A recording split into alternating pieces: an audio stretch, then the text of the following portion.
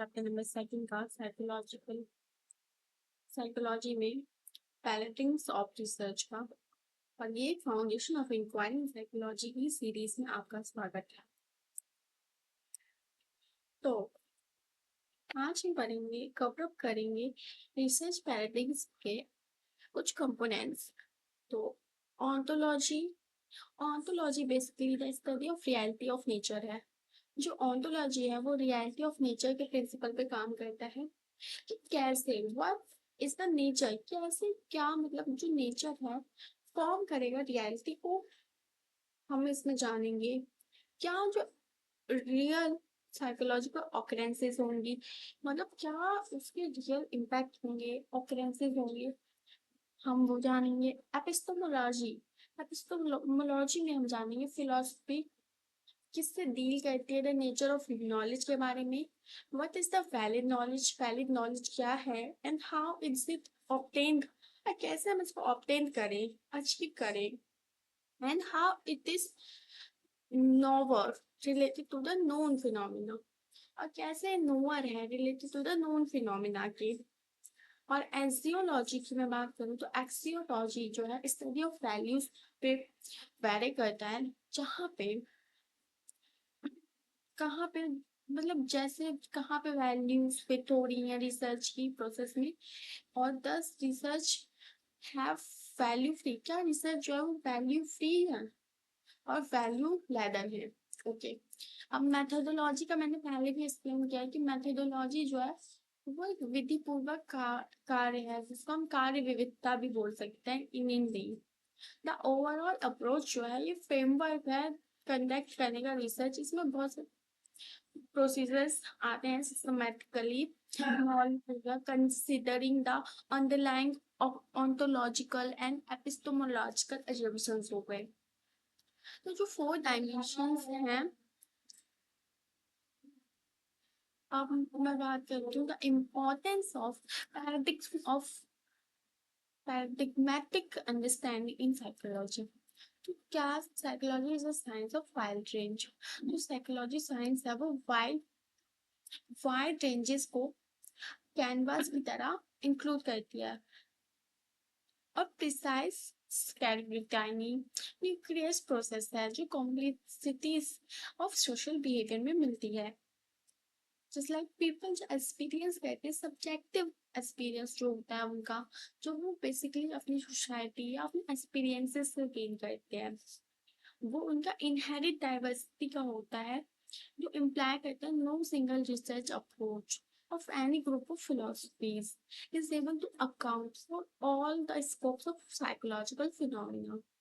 Consequently, the scientific quest in psychology is heavily influenced by the dependent upon different research paradigms.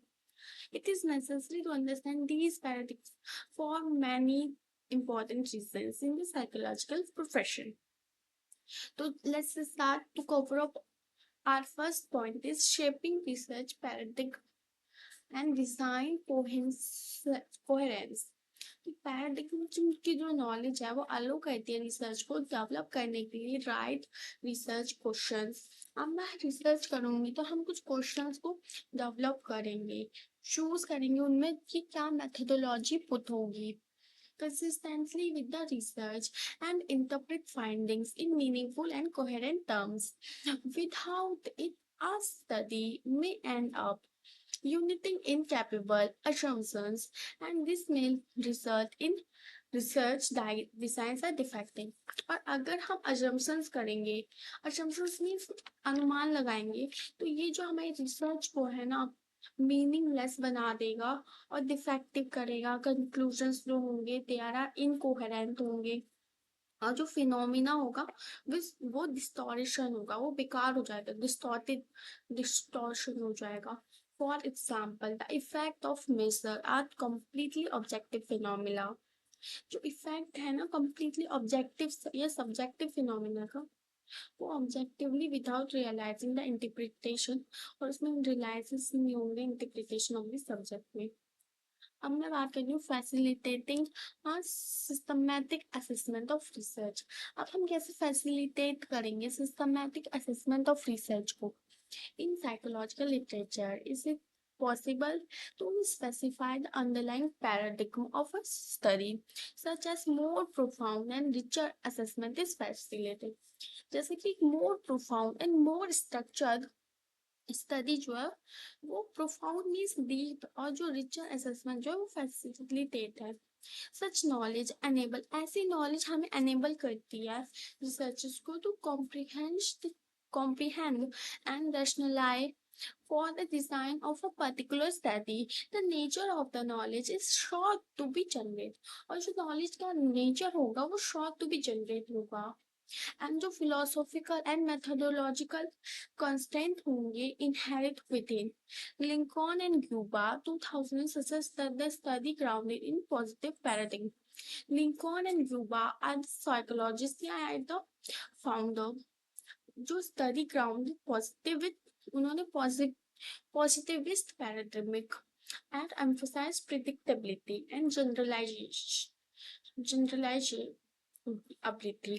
Whereas an interpretist study would be emphasize a risk contextual understanding. Both approaches are acceptable within their own paradigm. However, the उन दोनों की जो approaches हैं first approach is positivist paradigm जो positivist paradigm की approach है वो emphasise करती है प्रिडिक्ट तो दोनों की अप्रोच एक दूसरे की जगह मतलब एक अपने में डिफरेंट और सही हो सकती है ना तो methodology and theoretical scores of exploration मैं नेक्स्ट वीडियो में डिस्कस करूंगी and please stay tuned with my channel and please do like share and subscribe subscription gets you more profitable deal with my channel.